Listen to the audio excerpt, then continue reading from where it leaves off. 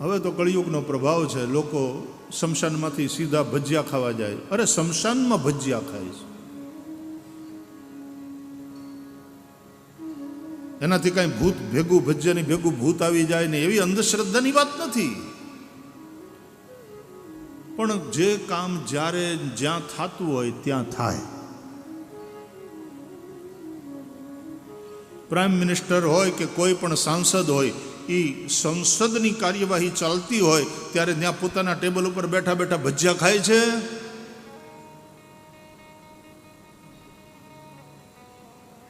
ભજીયા ખાવામાં કોઈ પાપ નથી, ભાવ દે તો ખાઓ.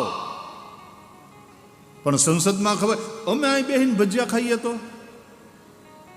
આઈસ્ક્રીમ ખાઈએ તો,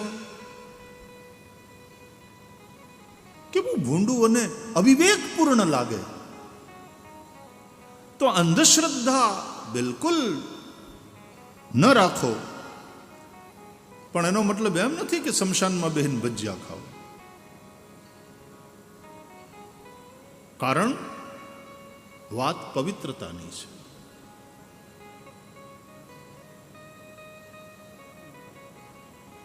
સ્મશાનની ભૂમિ, હા, અઘોરીઓ ને આંતે ને એ બધા જે પંથ છે એની વાત જુદી. તમે તો ગ્રહસ્થ છો, સજ્જનો છો,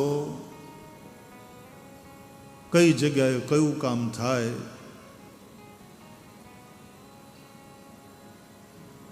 માણસની જાત જેટલી બગડી છે ને એટલા તો ઢોર પણ નથી બગડ્યા.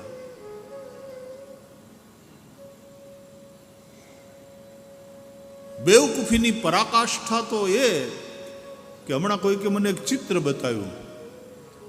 એમાં એક રેસ્ટોરન્ટમાં ટેબલ ઉપર બેઠા હતા, પણ ડાઇનિંગ ટેબલ ઉપર હતા, આગળ ટેબલ હતું, એના પર બધું પીરસાયું, અને જે બધા બેઠા હતા ને એ ટોયલેટનું કમોડ હતું બધાને. અબ હદ હૈ પાગલપન કી. સાચું નહીં હોય, સાચું નહીં હોય એના એ ટાઈપનું પેલું હશે, પણ આ શું છે? આ કયું ગાંડ પણ છે? तुम्हारा मन स्वस्थ है? किस प्रकार की ये विकृति है? તમારા ઘરમાં બાથરૂમની અંદર ટોયલેટ કમોડ ઉપર બેઠા બેઠા ભજીયા ખાઓ. सोचते भी हैं तो कितना बेहुदा लगता है, और लोग करते हैं. એટલા માટે વિવેક વિવેક વિવેક.